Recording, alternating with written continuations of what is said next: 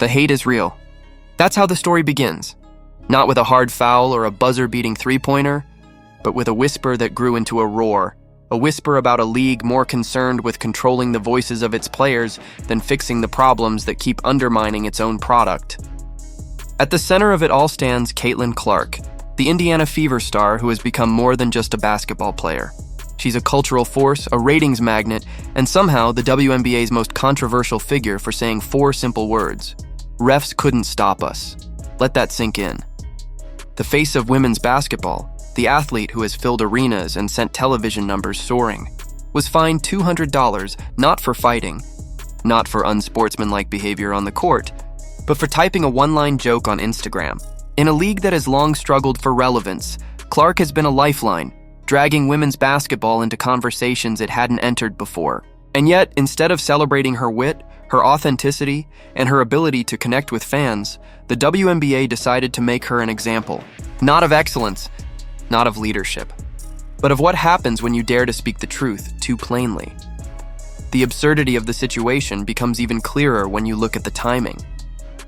The Indiana Fever were deep into their first legitimate postseason run in nearly a decade.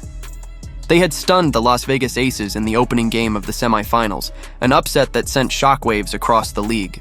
Kelsey Mitchell was pouring in 34 points, the bench was electric, and the team was rewriting its own history.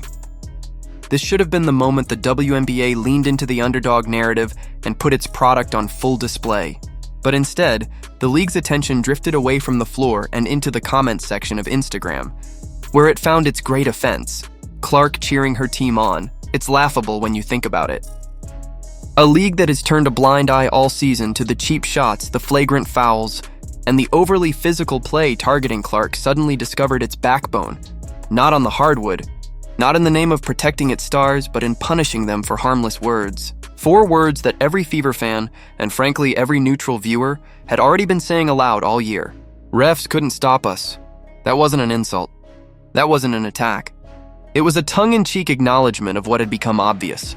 The officiating in the WNBA has been a disaster. Players know it. Coaches know it. Fans know it. And yet, the leadership under Commissioner Kathy Engelbert has treated criticism of officiating like a crime punishable by exile. Sophie Cunningham has said it outright. Post a single comment on Instagram, whisper about it in an interview, even hint at it on Twitter, and the fines will come. This is not about respect for referees, it's about silencing the voices who draw attention to the league's biggest flaw. The punishment of Caitlin Clark makes that painfully clear. The irony of it all is that Clark herself barely flinched. Her response was almost casual. She posted a screenshot of her so-called offense, laughed it off with a LOL, and promised the Fever bench would be even louder in the next game. That's the kind of leadership her fans have come to adore, not just her talent on the court, but her refusal to bow to bureaucracy. And her teammates, along with Cunningham, kept the humor rolling, joking about starting a GoFundMe to cover the $200 financial burden. To Clark, the money is nothing. With endorsement deals from Nike, Gatorade, and countless other brands, $200 barely registers. But that's not the point. The point is what the fine represents: a message from the league. A message that says, stay in line. Don't expose us. Don't make us look bad. But here's the kicker. The league's attempt to silence Clark didn't muzzle her. It backfired. All it did was highlight the very hypocrisy she was pointing out. Fans now weren't just frustrated by bad officiating, they were outraged at how the league handled criticism. Instead of talking about officiating as a problem, the story became the WNBA itself, once again undermining its credibility with its most devoted supporters. And while Clark's $200 fine grabbed headlines, the real issues remained untouched. Inconsistent whistles, missed calls that swing games, a physicality that crosses into recklessness. Even coaches who benefit from it, like Becky Hammon in Las Vegas, have admitted publicly that the refereeing is out of control. If rival coaches, players, and insiders across the board are saying the same thing, why isn't the league listening? Instead, it doubles down on silencing the messengers, whether that's a rookie coach pointing out bias or Caitlin Clark typing 4 words. Meanwhile, the optics couldn't have been worse. On one side, Aja Wilson, the league's golden face, was being crowned MVP for a record 4th time, a polished ceremony celebrating the WNBA's established narrative. On the other, Caitlin Clark, the player actually driving ratings, sales, and attention, was being fined for cheering her team on from the sidelines. It felt less like balance and more like control. The league has its chosen heroes and it has its agitators.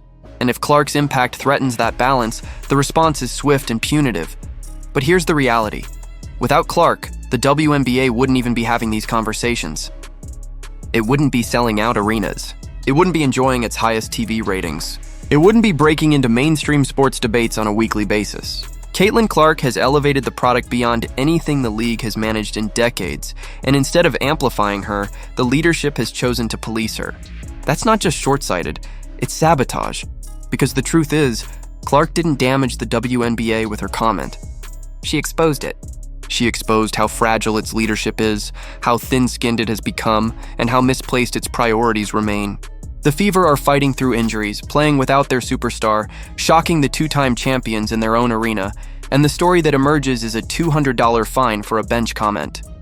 If that isn't proof of dysfunction, what is? And yet, Clark's response once again showed why she is different. She didn't retreat. She didn't apologize. She leaned into it, turned it into fuel, and reminded her teammates and fans alike that no fine, no petty punishment could dim their spirit. That's why she matters. That's why she resonates in ways no WNBA player before her has. Because she isn't just playing basketball, she's living a story that fans want to be part of, one that feels bigger than the game itself. The tragedy is that the league doesn't see it. Or maybe it does, and that's what scares it most. Because Clark represents something the WNBA has long struggled with: authenticity.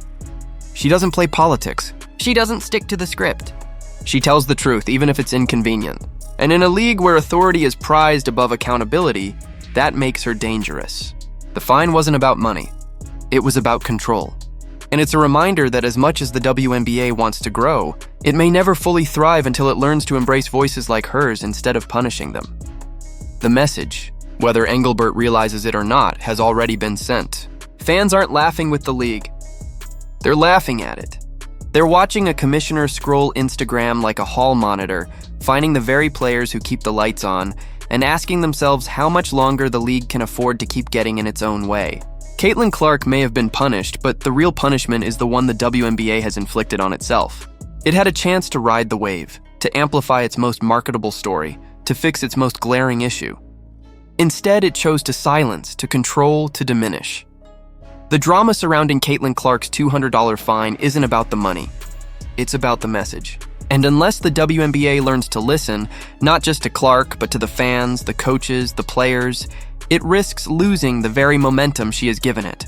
Because the future of women's basketball isn't in silencing its stars. It's in letting them speak. So what do you think? Was the WNBA right to fine Caitlin Clark, or did it only expose its own insecurities? Should the league focus more on fixing officiating than policing Instagram? Let us know in the comments. And don't forget to like, subscribe, and turn on notifications so you never miss the stories shaping the game.